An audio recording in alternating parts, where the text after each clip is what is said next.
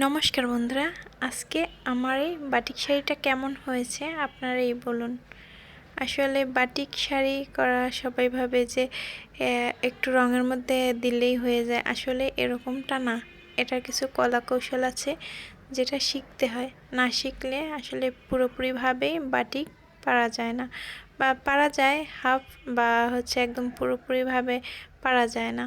তো দেখুন আজকে আমি কিভাবে বাটিক করলাম। শুধু বাটিক নয়, প্রত্যেকটা কাজই মন দিয়ে করতে হয় এবং কাজের প্রতি রেসপেক্ট এবং ধৈর্যশীল হলে প্রত্যেকটা কাজ একদম অনেক সুন্দর হয়। প্রত্যেকটা কাজ করার আগে আমি একটাই কথা ভাবি, আসলে কোন রকমের কাজ করলে আমি নিজে স্যাটিসফ্যাকশন হব বা আদার্সকে স্যাটিসফ্যাকশন করতে পারবো, এটাই ভাবি আমি। আর প্রত্যেকটা কাজ করার সময় আমি আসলে কাজটা খুব মন দিয়ে করার চেষ্টা করি। এজন্য হয়তোবা আমি মানুষের আর কি বলে, সবাই বলে যে কাজটা খুব ভালো হয়েছে বা কাজটা খুব সুন্দর হয়েছে। আমি তাই প্রত্যেককেই সাজেস্ট করব যে আপনারা যে কাজই করেন না কেন, এটা একটু মন দিয়ে করলে আপনার কাজের প্রতি আগ্রহ, ধৈর্য এবং একটা কাজ কিভাবে করবেন এটার বিভিন্ন ধরনের বুদ্ধি চলে আসে। আমি আসলে প্রত্যেকটা কাজ করার আগে এটা কল্পনা করি যে এভাবে করলে শাড়িটা আসলে কেমন হবে বা কাজটা আসলে কেমন হবে, বা ওভাবে করা যায় কিনা, ওভাবে করলে কোনটা করলে ভালো হবে, এটাই ভাবি সবসময়। আর কাজও তেমন আমার ভাবনায় সাড়া দেয়, বিভিন্ন ধরনের বুদ্ধি উকি মেরে চলে আসে যে এভাবে করলে কেমন হবে, বা একটা আইডিয়া এরকম চলে আসে। আমি এটা একটা সাদা কাপড়ের উপরে করেছি। আমার আসলে খয়েরি কালারটা খুবই প্রিয় ছিল, তো তাই ফার্স্টে ভেবেছিলাম যে খয়েরি কালারের সাথে কোন কালার কম্বিনেশনটা ভালো লাগবে। তো এটা ভাবার পরে তো অনেককে জিজ্ঞেস করলাম আসলে এটা কেমন লাগে। তো সবার মতামত শুনে এটাই মনে হলো যে খয়েরি কালারের সাথে আমার নেভি ব্লু কালারটাই ভালো লাগবে। তো এই দুটোর কম্বিনেশন দিয়ে দিয়েছি। দেখুন আপনারা আমি শাড়িটা কিভাবে করেছি। আমি শিবুরি বাটিক করেছি। আগে সেলাই করে নিয়ে টান টান করে তারপরে আমি এই বাটিকটা করেছি। আমি এই শাড়িটা করার পরে আমি কতটা স্যাটিসফ্যাকশন মানুষকে দিতে পেরেছি আমি জানি না, তবে আমি নিজের দিক থেকে আমি নিজে অনেক স্যাটিসফাইড, বিকজ এটা আমার মনে হয়েছে যে শাড়িটা আমি করে আমার খুব ভালো লেগেছে, এবং আপনারাও বলবেন যে আপনাদের কেমন লেগেছে। এবং এটা করার জন্য কিন্তু আমার 2 দিন সময় লেগেছে। প্রথম দিনে আমি সেলাইগুলো করে রেখেছি, তারপরের দিনে আমি রং কেমিক্যাল দিয়ে এটা করেছি। আমার চ্যানেলে অনেকগুলো ব্লকের ভিডিও দেওয়া আছে, ফুল ব্লকের ড্রেসের কাজের ভিডিও দেওয়া আছে।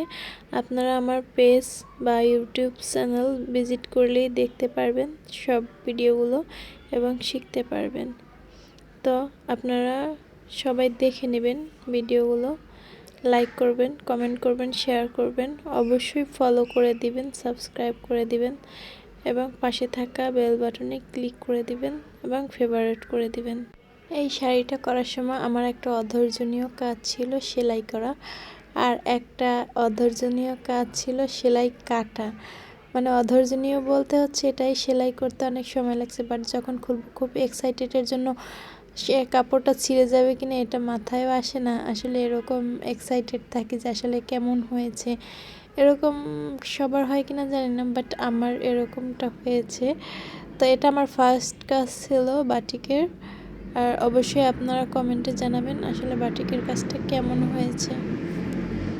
আমি অনেকগুলো বাটিকের শাড়ির অর্ডার পেয়েছি, আমি অবশ্যই আপনাদের সাথে সেইগুলো শেয়ার করব।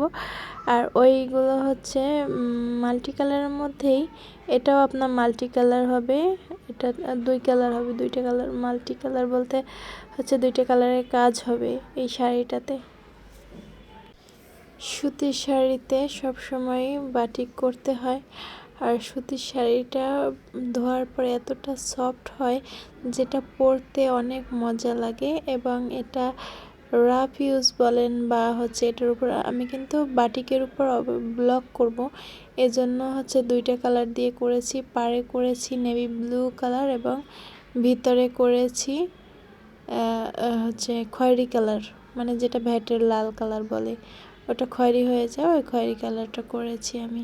কাজ করার সময় আমি বিভিন্ন ধরনের প্রবলেম ফেস করেছি, যেটা আমি না শুধু আপনারাও প্রবলেমটা ফেস করবেন, এরকম আসলে হয়ে থাকে।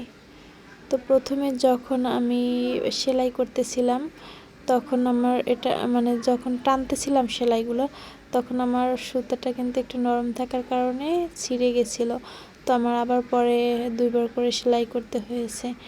তো এটা হচ্ছে ফার্স্ট প্রবলেম। সেকেন্ড প্রবলেম হচ্ছে আমি একবারে 2 তোলা রং দিয়ে কাজ করেছি এক কালারের। তো ওটা যখন গোলাতে গিয়েছি পানি কম হয়ে যাওয়ার কারণে রঙগুলো একটু শক্ত শক্ত কোয়ালিটির হয়ে গেছিলো। শক্ত বলতে এরকম না, জেলি কোয়ালিটির হয়েছিল, বাট পরে আর একটু পানি দেওয়াতে তারপর ঠিক হয়ে গেছে। তারপর আবার আমি গরম পানি করে রেখে তারপরে কাপড়টা ভিজাতে নিয়ে গেছিলাম ধোয়ার জন্য নর্মাল পানি দিয়ে। তখন আমার গরম জলটা ঠান্ডা হয়ে গেছিলো, তো ডাবলবার আমার গরম পানি আনতে হয়েছে। তো এগুলো আমি আসলে আপনাদের সাথে শেয়ার করার কারণ হচ্ছে আপনারা যখন কাজ করবেন দেখবেন এরকম আপনারাও হচ্ছে প্রবলেম ফেস করতেছেন, তাই আপনাদেরকে আগে থেকে জানিয়ে দিচ্ছি যে এরকম করলে আপনার প্রবলেম হতে পারে, যাতে আপনারা এই প্রবলেমগুলো সলভ করতে পারেন সহজেই, বা এই প্রবলেমগুলো আপনাদের ক্ষেত্রেও না হয় বা কম হয়। আসলে অবশ্যই প্রবলেমগুলো হয়ে থাকে, তো যাতে কম হয় এই জন্য আমার এই কথাগুলো বলা আপনাদেরকে।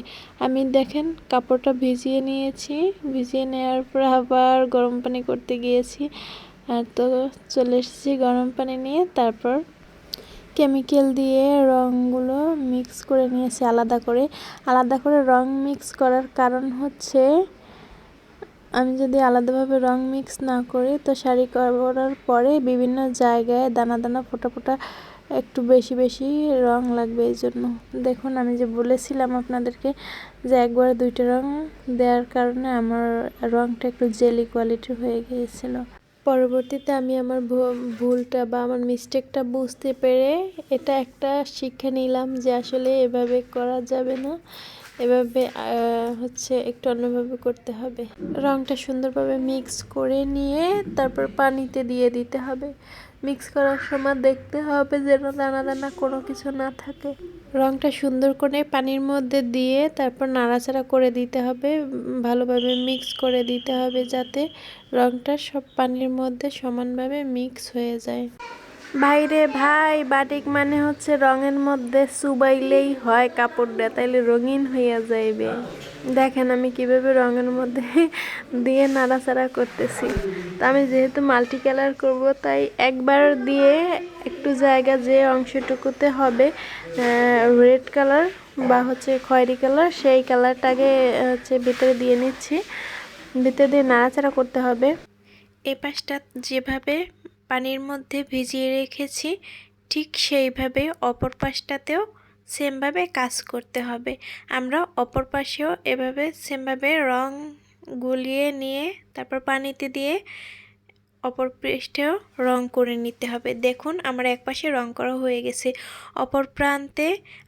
অপর প্রান্তের জন্য আমরা রংগুলো আগে গুলিয়ে নিয়েছি। রং গুলিয়ে নিয়ে তারপরে দেখুন এটা কিন্তু আমার জেলি কোয়ালিটির হয়নি, কারণ এখানে রঙও কম ছিল, পানিও একটু মোটামুটি ছিল। এখানে আমি শিবুরি বাটিকে ভ্যাট কালার ব্যবহার করেছি।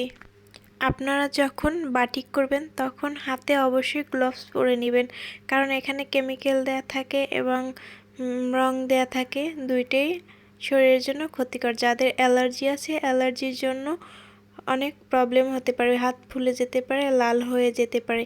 আপনারা একটু সতর্ক হয়ে কাজ করবেন যাদের অ্যালার্জি প্রবলেম আছে।